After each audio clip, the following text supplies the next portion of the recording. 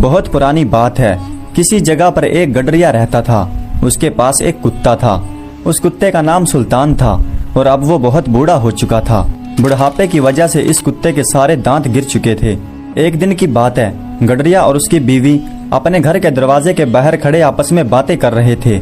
باتوں ہی باتوں میں گڈریا اپنی بیوی سے کہنے لگا کہ کل صبح میں سلطان کو گولی مار کے ہلاک کر دوں گا۔ کیوں؟ وہ کیوں؟ تم اسے کیوں مارو گے؟ اس کی بیوی نے حیرانی سے دریافت کیا۔ اس پر گڈریا نے جواب دیا، اب یہ بوڑھا ہو چکا ہے، اس کے دانت بھی گر چکے ہیں اور اب یہ ہمارے کسی کام کا نہیں رہا۔ ایسا ظلم نہ کرو، اس پر رحم کھاؤ۔ اس کی بیوی نے اسے سمجھاتے ہوئے کہا، اس بیچارے نے برسوں ہماری خدمت کی ہے، ہمارا حق بنتا ہے کہ اس کے بڑھاپے میں ہم اسے آرام پہنچائیں، لیکن ایک تم ہو جو اسے مارنے پر تل گئے ہو۔ اسے ماروں نہ تو اور کیا کروں؟ گڈریا قدرے غصے میں بولا۔ اس کے منہ میں ایک بھی دانت نہیں رہا اور چور اس کی بالکل بھی پرواہ نہیں کرتے۔ یہ ٹھیک ہے کہ اس نے ہماری خدمت کی ہے اور اس وقت یہ کام بھی کرتا تھا، لیکن اب تو یہ باڑے کی حفاظت بھی نہیں کرتا، اس لیے اسے زندہ رکھنے کا کوئی فائدہ نہیں ہے۔ اتنا کہہ کر اس نے فیصلے کن انداز میں کہا، کل اس کی زندگی کا آخری دن ہوگا۔ ادھر یہ دونوں میاں بیوی اپنے گھر کے باہر کھڑے آپس میں باتیں کر رہے تھے اور دوسری طرف ان کے قریب لیٹا ہوا بوڑھا سلطان سب کچھ سن رہا تھا۔ جب اس نے یہ سنا کہ کل میری زندگی کا آخری دن ہوگا تو وہ بہت گھبرایا اور اپنے آپ سے کہنے لگا کہ اب میری جان کی خیر نہیں ہے۔ اس کے دل میں بار بار یہ خیال آ رہا تھا کہ اس کا مالک بہت ظالم ہو گیا ہے اور اس کے دل میں ذرا سا بھی رحم نہیں ہے اور مجھے مارنے پر تل گیا ہے۔ حالانکہ ہونا تو یہ تھا کہ میری خدمت کے صلے میں میرا بڑھاپا آرام سے گزرتا۔ وہ یہی کچھ سوچ رہا تھا کہ اس کے ذہن میں ایک آئیڈیا آیا کہ میں ایک بھیڑیے کو جانتا ہوں جو بڑا ذہین اور میرا دوست ہے۔ مجھے اس کے پاس جا کر اسے ساری بات بتانی چاہیے۔ وہ یقیناً مجھے کوئی ایسی بات بتائے گا جس سے میری جان بچ جائے گی۔ مجھے ضرور اس سے مشورہ کرنا چاہیے۔ ہاں ٹھیک ہے، میں ابھی اس کے پاس جاتا ہوں۔ یہ بھیڑیا قریبی جنگل میں رہتا تھا۔ جیسے ہی شام ہوئی تو یہ بوڑھا سلطان گڈریا اور اس کی بیوی کی نظر بچا کر ادھر نکل آیا۔ جیسے ہی وہ گھر سے باہر آیا تو اس نے آؤ دیکھا نہ تاؤ اور اس نے جنگل کی طرف بھاگنا شروع کر دیا۔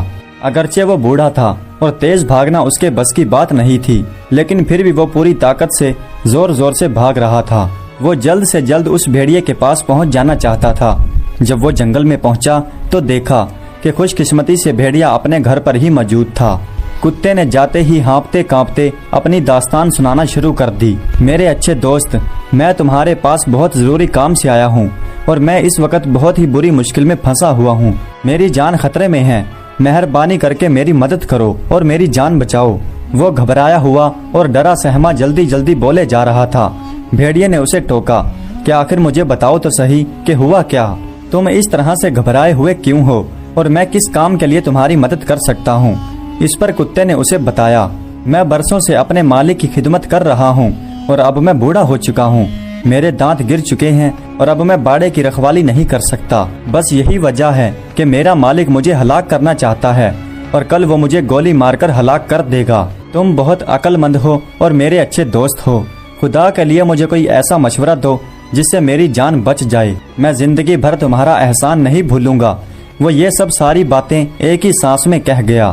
اس نے بھیڑیے کی تعریف بھی کرتی، جس سے بھیڑیا بہت خوش ہوا اور اس نے سلطان کی مدد کرنے کا وعدہ کرتے ہوئے کہا، حوصلہ کرو، صبر کرو، میں تمہیں ایک ایسا مشورہ دیتا ہوں جس سے تمہاری جان بچ سکتی ہے۔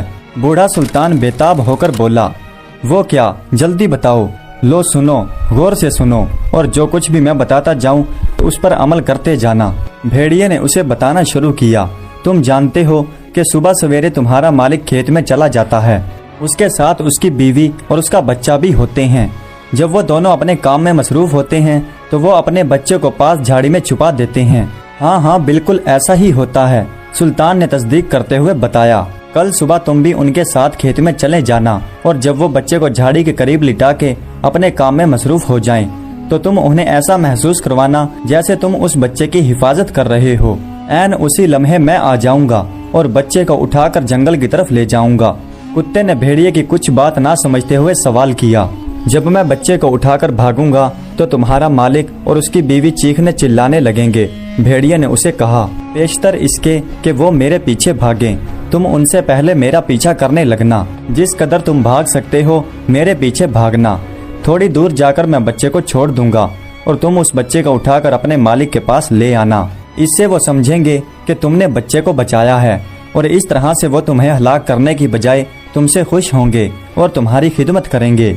वाकई ही तुम्हारी तरकीब बहुत अच्छी है, कुत्ते ने भेड़िए की तारीफ करते हुए कहा। लेकिन कल ये काम हर हाल में हो जाना चाहिए, वरना मेरा मालिक दिन में किसी भी वक्त मुझे मार सकता है। तुम बेफिक्र रहो, कल सुबह ही हम इस काम को कर देंगे।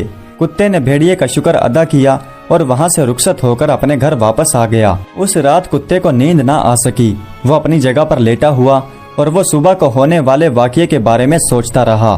कभी सोचता कि कहीं ऐसा न हो कि भेड़िया भूल जाए और ना आए, और कभी सोचता कि कहीं ऐसा न हो कि कल सुबह सवेरे ही मालिक मुझे मार दे। इसी डर के धड़के की वजह से वो रात भर एक पल भी नहीं सो सका, क्योंकि उसकी जिंदगी और मौत का मसला था। भेड़िए की तरकीब कामयाब हो गई तो वो बच जाएगा, वरना मौत यकीनी है। इसी तरह के ख्यालों में डूबा हुआ वो रात भर करवटें बदलता रहा और सुबह सूरज निकलने से पहले ही बेदार हो गया और इधर उधर टहलने लगा। अभी तक उसका मालिक और मालकिन बेदार नहीं हुए थे। वो उनके बेदार होने का इंतजार करने लगा। थोड़ी देर बाद गडरिया और उसकी बीवी भी बेदार हुए और उन्होंने जल्दी जल्दी नाश्ता बनाया और नाश्ता करने के बाद वो अपने बच्चे को उठाकर खेत की तरफ रवाना हो गए। कुत्ते ने जब खेत में जाते हुए उन्हें देखा तो वो भी उनके पीछे पीछे चलने लगा और खेत में जाके उन्होंने बच्चे को झाड़ी के करीब लेटा दिया और खुद काम में मसरूफ हो गए। दूसरी तरफ कुत्ता बच्चे के पास बैठा था और दिल में सोचने लगा कि अगर भेड़िया ना आया तो क्या होगा। लेकिन भेड़िया अपने वादे का सच्चा था। वो उनसे पहले ही वहां आकर झाड़ियों में छुपा हुआ था। जब भेड़िया ने देखा कि गडरिया और उसकी बीवी बच्चे को वहां पर छुपाकर काम में मसरूफ हो गए हैं, तो वो बच्चे की तरफ लपका और बच्चे को उठाकर जंगल की तरफ भाग निकला। वो बच्चे को इस तरह से उठाकर भागा था कि गडरिया और उसकी बीवी उसे देख लें, और हुआ भी यही। गडरिया की बीवी ने उसे देख लिया था और वो शोर करने लगी थी, बचाओ बचाओ, मेरे बच्चे को भेड़िया ले गया।